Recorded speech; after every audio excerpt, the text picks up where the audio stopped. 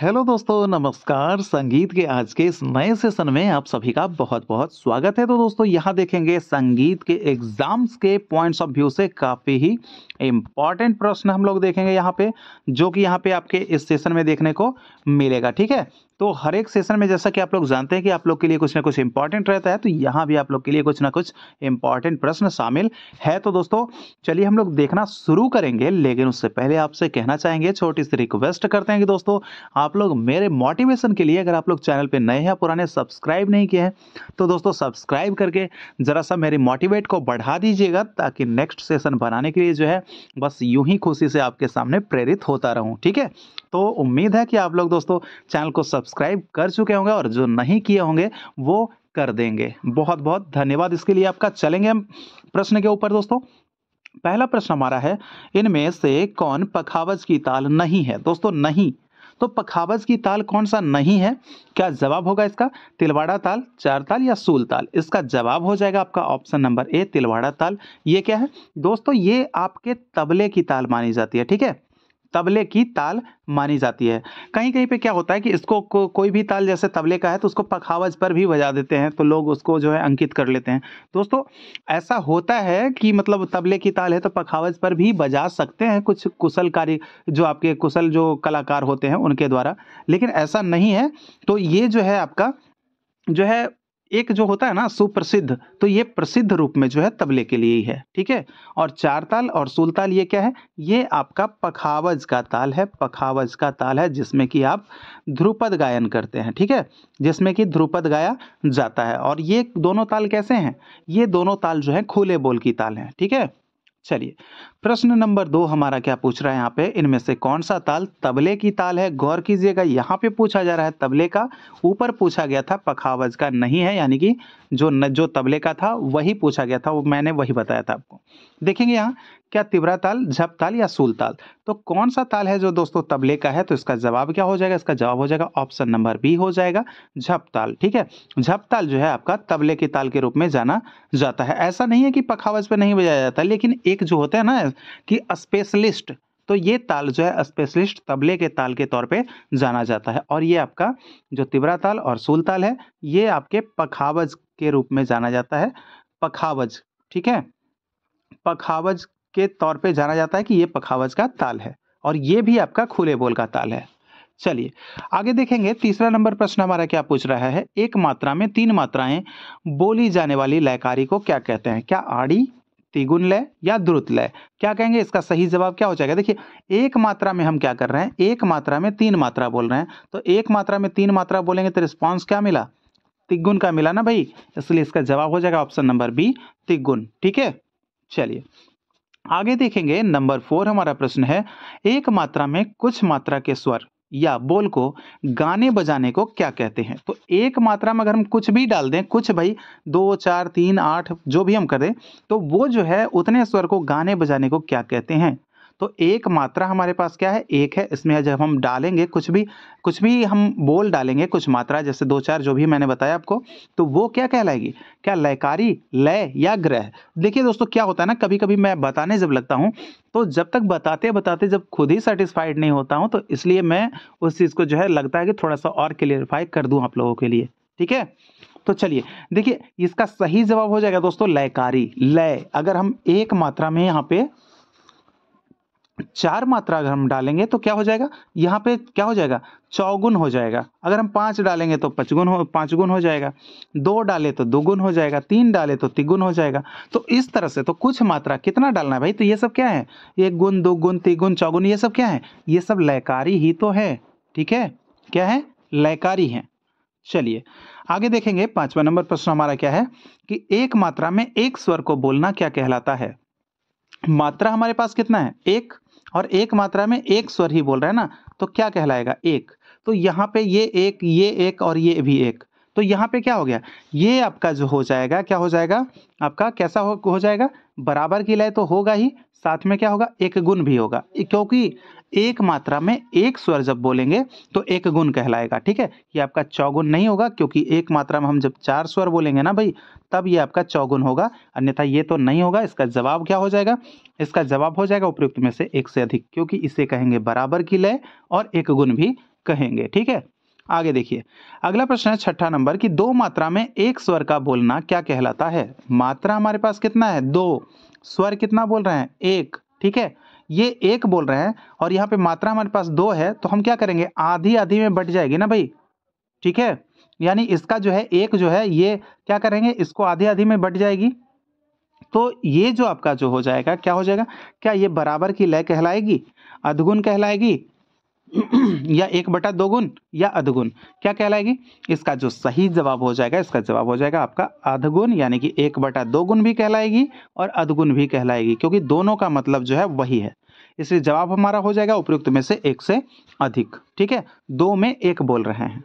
तब आगे देखेंगे 7वां नंबर प्रश्न हमारा है कि जो कुछ हम कानों से सुनते हैं उसे क्या कहते हैं। क्या संगीत कहते हैं, ध्वनि कहते हैं या नाद कहते हैं। देखिए संगीत तो भाई सुनते ही सुनते हैं, ऐसा तो नहीं लेना है हमें इसमें। ठीक है, उसे क्या कहते हैं, संगीत तो अगर हम इसकी पारिभाषिक शब्द के रूप में देखेंगे तभी ना, गायन वादन और नृत्य के जो है जो क्रिया होती है, जो कि क्या होता है, चित्त को सुख कर देता है, उसे संगीत कहते हैं। तो उस वही चीज संगीत होता है, लेकिन यहाँ पे डायरेक्टली है कि कानों से सुनते हैं उसे क्या कहते हैं। क्या संगीत, ध्वनि या नाद। इसका जो सही जवाब हो जाएगा, हम कानों से सुनते हैं ध्वनि को। ठीक है, ध्वनि को सुनते हैं। नाद जो होता है, एक क्या होता है, नाद दो प्रकार के हो जाते हैं, एक आपका आहत, ठीक है, दूसरा आपका अनाहत। तो ये आपका आहत और अनाहत जोड़कर ही तो हम नाद बोलेंगे, और नाद में भी आपका अनाहत नाद जो है वो स्वयं उत्पन्न होता है अंतर ध्वनि से, इसको तो हम सुन भी नहीं सकते हैं। ठीक है, किसी को सुना भी नहीं सकते हैं, तो ये कैसे होगा, ये नहीं संभव है, इसलिए ये नाद भी यहाँ पे नहीं होगा, संगीत भी नहीं, इसका जवाब हो जाएगा ध्वनि। ठीक है, आगे देखेंगे 8वां नंबर प्रश्न है कंपन किसे माना जाता है। क्या प्रत्येक ध्वनि के आधार को, गायन वादन और नृत्य को, स्वर और श्रुति को। इसका सही जवाब हो जाएगा कंपन किसे कहते हैं, तो प्रत्येक ध्वनि के आधार को क्या कहते हैं, कंपन कहते हैं। प्रत्येक ध्वनि के आधार को कंपन कहते हैं, यानी कि ध्वनि का आधार कहने का मतलब दोस्तों कि जब तक ध्वनि का आधार मतलब जब तक कंपन नहीं होगा तब तक कोई ध्वनि उत्पन्न होगा नहीं। समझ पा रहे हैं ना, जब तक कंपन नहीं होगा तब तक क्या होगा, ध्वनि उत्पन्न होगा नहीं। तो कंपन किसे माना जा रहा है, तो प्रत्येक ध्वनि के आधार को माना जा रहा है। ठीक है, प्रश्न थोड़ा सा घुमाया गया है, इस चीज पे जरा सा सोचने पे जो है आपको बल देना है। तो प्रत्येक ध्वनि के आधार को क्या कहते हैं, कंपन कहते हैं। ठीक है, चलिए आगे देखेंगे 9वां नंबर प्रश्न है कि 22 श्रुतियों में से 7 मुख्य श्रुतियों को क्या कहते हैं। देखिए यहाँ पे जो श्रुतियां कितना संख्या हम जानते हैं कि 22 है हमारे हिंदुस्तानी संगीत पद्धति में श्रुतियों की संख्या, और ईरानी संगीत में श्रुतियों की संख्या कितनी है, 24 मानी जाती है। लेकिन हम यहाँ देखेंगे कि 22 में से 7 मुख्य शुद्ध श्रुतियों को क्या कहते हैं। क्या कहते हैं भाई, क्या प्राकृतिक स्वर, शुद्ध स्वर या प्राथमिक स्वर। तो देखिए हमारा जो स्वर बना है ना भाई, स्वर तो किससे बना है, श्रुतियों से ही बना है, और श्रुतियां कितनी है, 22 हैं। ऐसे तो आप अगर बात कर लेंगे नाद असंख्य हैं, तो नाद में से जो है 22 चुन लिया गया, उसे श्रुति नाम दिया गया, और श्रुति जिससे जो 7 जो चुना गया उसे स्वर नाम दिया गया। ठीक है, तो उसे क्या कहेंगे, तो उसे कहेंगे दोस्तों प्राकृतिक स्वर भी कहेंगे, शुद्ध स्वर भी कहेंगे और प्राथमिक स्वर भी कहेंगे उस चीज को। ठीक है, इसका जवाब हो जाएगा ऑप्शन नंबर डी, उपयुक्त में से एक से अधिक, यानी उसे प्राकृतिक स्वर, शुद्ध स्वर और प्राथमिक स्वर भी कहा जाएगा। यानी 22 में से जो 7 हम चुने थे ना, वही हमारे स्वर बने हैं। ठीक है, कैसे बना आपको पता है, बस वही 22 से हम 7 को चुनकर स्वर बना दिए हैं। ठीक है, वही जो है सब लोग मानते भी आ रहे हैं। आगे देखेंगे 10वां नंबर प्रश्न है कि आधुनिक काल में ऋषभ किस श्रुति पर स्थापित है। आज की अगर हम आधुनिक की बात करेंगे तो आधुनिक काल में श्रुति कहाँ स्थापित किए हैं, तो प्रथम श्रुति पे। ठीक है, प्रथम श्रुति पे स्थापित किए जाते हैं, और जो प्राचीन काल था वहां श्रुति कहाँ स्थापित होता था, तो अंतिम पे। ठीक है, अंतिम स्वर पे स्थापित किया जाता था श्रुति, लेकिन आज प्रथम स्वर पर स्थापित है। तो इस हिसाब से ऋषभ जो है किस पर स्थापित है, किस श्रुति पर, क्या चौथी पर, पांचवी पर या सातवीं पर। अगर हम जवाब देखेंगे आधुनिक हिसाब से तो जवाब हो जाएगा ऑप्शन नंबर बी हमारा पांचवी। ठीक है, अगर हम जवाब देखेंगे प्राचीन के हिसाब से तो सातवीं हो जाएगा। सातवीं में कहाँ स्थापित था ऋषभ, प्राचीन काल में सातवीं पर स्थापित था। ठीक है, प्राचीन में। आगे देखेंगे 11 नंबर प्रश्न हमारा क्या कह रहा है, 7 शुद्ध स्वरों के क्रमिक समुदाय को क्या कहते हैं।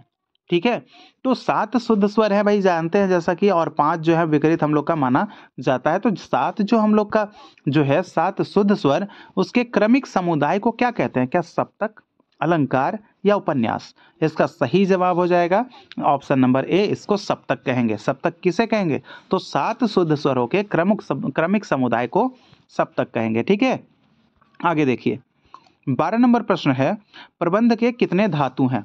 प्रबंध के, तो प्रबंध के क्या बताना है, 4 हैं, 6 हैं या 5 है? देखिए इसका जो सही जवाब हो जाएगा आपका ऑप्शन नंबर ए हो जाएगा, 4 हो जाएगा। ठीक है, कौन सा होता है? उद्ग्राह, ध्रुव, मेलापक और आभोग, यही माने जाते हैं ना। और ये आपके 6 क्या हैं? 6 इसके अंग माने जाते हैं। ठीक है, स्वर, विरुद्ध, पद, तिनक, पाठ और ताल। ठीक है, ये इसके 6 क्या हैं? अंग। और धातु कितने हैं? 4। ठीक है, क्लियर। आगे देखिए अगला प्रश्न है 13 नंबर, संगीत रत्नाकर में गायक के कितने गुण और अवगुण बताए गए हैं? क्या 25 गुण 25 अवगुण, 28 गुण या 28 अवगुण, 27 गुण और 27 अवगुण? इसका जवाब क्या होगा? इसका जो सही जवाब हो जाएगा ऑप्शन नंबर ए हो जाएगा, 25 गुण बताए गए हैं, 25 गुण और 25 अवगुण। ठीक है, अवगुण ऐसा कहा जाता है। जरा सा इस चीज को जो है 25-25 वाले को एक बार जो है एक नजर आप लोग देख लीजिएगा कि क्या 25-25 ही है ना, थोड़ा सा इसमें जो है कंफ्यूजन टाइप का लग रहा है मुझे, तो आप लोग इस चीज को देख के एक बार क्लियर होइएगा, बाकी मैं आगे देखकर आपको बताऊंगा। ठीक है, चलिए आगे देखेंगे। अगला प्रश्न है, संगीत रत्नाकर में वाग्यकार के कितने गुण बताए गए हैं? देखिए वाग्यकार क्या होता है दोस्त?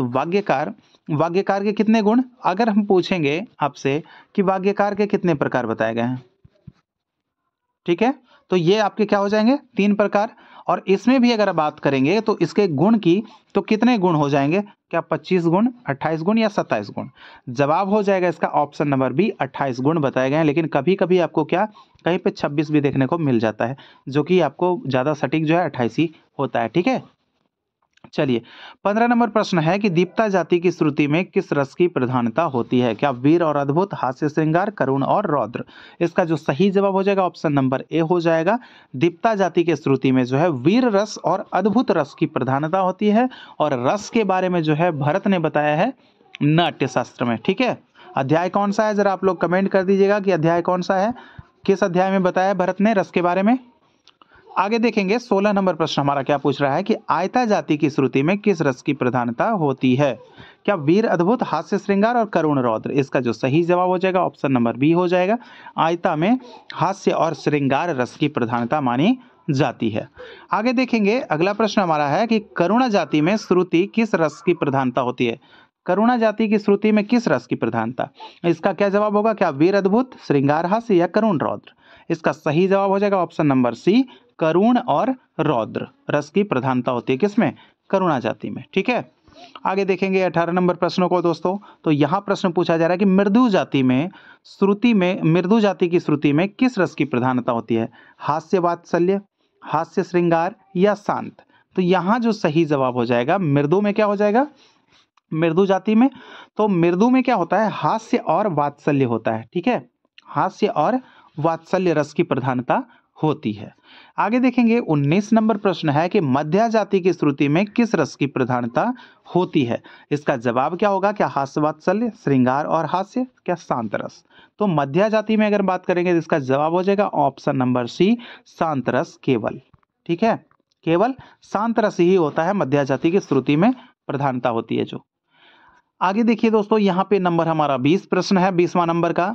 इनमें से कौन श्रुति की जातियों में शामिल नहीं है? जैसा कि आपको बता दें, अपने ऊपर में देखा अभी श्रुति के जातियों के हिसाब से रस के बारे में आप लोग को मैंने बताया 5 रस। तो 5 जाति होते हैं, 5 प्रकार की श्रुति। ठीक है, कौन कौन सा? दीप्ता, आयता, करुणा, मृदु और मध्या मैंने बताया। तो यहाँ बताना है कि कौन श्रुति की जातियों में शामिल नहीं है। क्या मृदु है, मध्या है या शांत है? इसका जो सही जवाब हो जाएगा, इसका जवाब हो जाएगा ऑप्शन नंबर सी, शांत। ये जो है शामिल नहीं है, बाकी ये आपका मृदु और मध्या क्या है? श्रुति की जातियों में शामिल है। ठीक है, आगे देखेंगे 21 नंबर प्रश्न है, मतंग मुनि कौन सा वीणा बजाते थे? मतंग मुनि, तो मतंग मुनि का अगर बात कर लेंगे, इनका जो ग्रंथ का क्या नाम है? बृहदेशी ग्रंथ नाम है दोस्तों इनका, बृहदेशी। 8 अध्याय ऐसा बताया जाता है और 8वीं सदी इसकी काल भी बताई जाती है, ऐसा कहा जाता है। ठीक है, तो कौन सा वीणा बजाते थे? चित्रा वीणा, विपंची वीणा या राजधानी वीणा? देखिए इसका जो सही जवाब हो जाएगा, मतंग मुनि जो है ये आपके कौन से वीणा के लिए जाने जाते थे? चित्रा वीणा के लिए जाने जाते थे, वादन करते थे। लेकिन अगर कहे कि किस वीणा का आविष्कार किया है तो मतंग ने किन्नरी वीणा, दोस्तों किन्नरी, ठीक है, मतंग ने किन्नरी वीणा का आविष्कार किया है। किन्नरी वीणा का आविष्कार किसे माना जाता है, तो जवाब देना है मतंग को, ठीक है। चलिए आगे देखेंगे। अगला प्रश्न हमारा है कि सर्वप्रथम वीणा पर सारिका बांधने का प्रयास किसने किया। वीणा पर जो सारिका बांधने के अगर प्रयासों के बारे में अगर हम बात कर लेंगे तो क्या वो भरत थे, भट्ट शंकुक थे या मतंग थे। इसका जो जवाब हो जाएगा इसका ऑप्शन नंबर सी ही हो जाएगा, मतंग। सर्वप्रथम इन्होंने ही वीणा के तार पर सारिका बांधा था, ठीक है। सारिका सर्वप्रथम किसने बांधा, तो मतंग ने बांधा। आगे देखेंगे। अगले प्रश्न है 23 नंबर है कि थाट को किसने संस्थान कहकर पुकारा है। थाट को, इनमें से कौन ऐसे विद्वान हैं जिन्होंने थाट को क्या कहा है, संस्थान, ठीक है। तो ये आपके क्या जवाब होना चाहिए, यहाँ पे जवाब हो जाएगा लोचन। ऑप्शन नंबर बी इसका सही जवाब हो जाएगा कि लोचन ही ऐसे व्यक्ति हैं जिन्होंने थाट को संस्थान कहा है। क्या कहा है, संस्थान कहा है, ठीक है। और ये लोचन जो है वीणा पर सर्वप्रथम तारों की लंबाई जो है वो क्या किए थे, ये रचना किए थे कि कितनी लंबाई है। और उसके बाद फिर इनसे जब नहीं हुआ वीणा पर जो है स्वरों की स्थापना, जब इनसे नहीं हुआ सटीक तरीके से, तो श्रीनिवास जी ने वीणा के तारों पर स्वरों की स्थापना करके बताई थी, ठीक है, श्रीनिवास जी ने। चलिए आगे देखेंगे। अगला प्रश्न है 24 नंबर का कि राग रामकली का गायन समय बताएं। राग रामकली जो है आपका थाट की बात करेंगे तो थाट इसका क्या हो जाएगा, भैरव थाट के अंतर्गत माना जाता है, ठीक है। रामकली हो गया, कलिंगड़ा हो गया, ये सब क्या है, भैरव थाट के अंतर्गत ही माने जाते हैं। तो रामकली का गायन समय कब होगा, क्या दिन के प्रथम पहर, रात्रि का द्वितीय पहर या मध्य रात्रि। इसका सही जवाब हो जाएगा दिन के प्रथम पहर, ठीक है, प्रथम पहर में गाया जाता है। आगे देखेंगे। अगला प्रश्न है हमारा 25 नंबर कि राग जय जयवंती का संप्रकृति राग कौन है। जय जयवंती, जैसा कि आप लोग जानते हैं कि ये खमाज थाट का राग है, और खमाज थाट से क्या होता है, काफी में प्रवेश कर जाता है, काफी में, और काफी में प्रवेश करता है, इसी कारण से इसको परमेल प्रवेशक कहते हैं। और परमेल प्रवेशक राग के अंतर्गत इसको रखा जाता है। और परमेल प्रवेशक राग आप लोग जानते ही हैं कि किसे कहते हैं, कि वैसे राग जो राग एक थाट से दूसरे थाट में प्रवेश कर जाए उसे क्या कहते हैं, परमेल प्रवेशक राग। जैसा कि खमाज से काफी में जय जयवंती प्रवेश कर रहा है, ठीक है। चलिए बताना है संप्रकृति राग, तो इसका जो सही जवाब हो जाएगा ऑप्शन नंबर बी हो जाएगा देश, ठीक है। राग जय जयवंती का संप्रकृति राग हो जाएगा देश। और देश का जरा आप लोग थाट बता दीजिएगा मेरे दोस्त कि किस थाट से ये राग देश है, ठीक है। आगे देखेंगे। अगला प्रश्न है हमारा कि किसी गीत में दोहराए जाने वाली वाक्य पंक्तियां क्या कहलाती है। क्या टेक, ओवरटेक या रिपीट, क्या कहलाती है। इसका जो जवाब हो जाएगा, इसका जवाब हो जाएगा ऑप्शन नंबर ए हो जाएगा टेक, ठीक है। अगर हम गीत में किसी पंक्ति को क्या कर रहे हैं, दोहरा रहे हैं, तो उसको क्या कहते हैं संगीत में, यानी कि उसको टेक ले रहे हैं। क्या कर रहे हैं, टेक ले रहे हैं, तो उसको टेक बोलते हैं, ठीक है।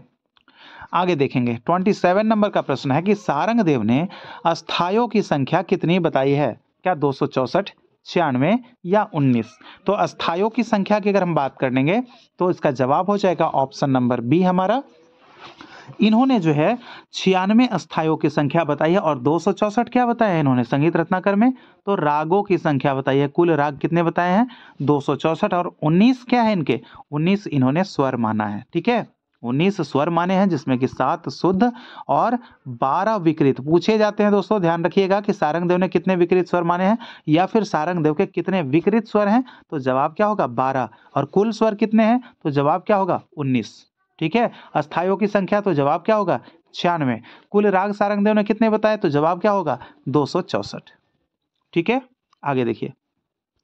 अगला प्रश्न है हमारा 28 नंबर का कि आचार्य बृहस्पति ने प्रमाण श्रुति को किसके अंतर के समान माना है। क्या गंधार अंतर के समान, शुद्ध मध्यमा के समान या उद्घट के समान। तो किसके समान माना है, इसका जो सही जवाब हो जाएगा ऑप्शन नंबर ए हो जाएगा। गंधार अंतर के समान इन्होंने माना है किसको, प्रमाण श्रुति को, ठीक है। प्रमाण श्रुति किसे कहा गया, आप लोग जानते हैं कि भरत ने क्या किया था, भरत जी ने जो पंचम जो था आपके षडज ग्राम में, वो 17वीं श्रुति से उतरकर कहाँ 16वीं श्रुति पर आ गया था, तो इसको जो है प्रमाण श्रुति का नाम दिया गया था, ठीक है। जब ये सारना कर रहे थे उसी दरम्यान। और सारना के कितने सोपान थे, प्रश्न ये भी पूछा जाता है, तो बताना है 4 सोपान थे, ठीक है। चलिए आगे देखेंगे। अगला प्रश्न है 29 नंबर का कि तालमाला क्या है। तालमाला क्या किसे कहते हैं? अनेक तालों से युक्त संगीत की रचना को, विशेष तालों से युक्त संगीत की रचना को, या 10 मात्राओं से युक्त ताल को। क्या कहेंगे भाई, किसे कहेंगे? तो तालमाला जो है ये कहलाता है, उसका जवाब हो जाएगा ऑप्शन नंबर ए, अनेक तालों से युक्त संगीत रचना को क्या कहते हैं? इसको कहते हैं भाई, क्या कहते हैं? तालमाला कहते हैं। ठीक है, तालमाला कहते हैं। आगे देखिए, अगला प्रश्न है कि लता मंगेशकर के गुरु कौन थे? क्या उस्ताद असद अली खां, अमान अली खां, या अमजद अली खां? देखिए यहाँ जो सही जवाब हो जाएगा इसका ऑप्शन नंबर बी हो जाएगा, उस्ताद अमान अली खां। घराना कौन सा? तो भिंडी, भिंडी बाजार घराना। ठीक है, भिंडी बाजार घराना से संबंध रखती है लता मंगेशकर जी भी। उनके गुरु भी कौन घराने से थे? भिंडी बाजार घराने से थे, उस्ताद अमान अली खां। अगर हम असद अली खां की बात करेंगे, असद अली खां तो ये रुद्रवीणा वादक थे, और ये अमजद अली खां तो ये आपके कौन से थे? तो सरोद वादक थे। ठीक है, सरोद वादक। तो ये थे दोस्तों आज आपके 30 इंपॉर्टेंट प्रश्न जो कि आपके एग्जाम्स के पॉइंट्स ऑफ व्यू से काफ़ी ही ज़्यादा इंपॉर्टेंट। तो अब आप लोगों की बारी है, ज़रा आप मुझे कमेंट बॉक्स में कमेंट करके बताइए कि आज का सेशन आप लोगों को कैसा लगा है और आपने इसमें से कितना सही और कितना गलत किया है। ज़रा आप लोग भी कमेंट कर कर बताइए, और हम दोस्तों मिलेंगे आपसे अगले सेशन में नए और बेहतरीन प्रश्नों के साथ जो कि आपके एग्जाम्स में पूछे जाते हैं। तो इंपॉर्टेंट प्रश्नों के साथ कहें तो आपसे अगले सेशन में मिलेंगे। जब तक के लिए हमें इजाज़त दीजिएगा। जय हिंद, जय भारत।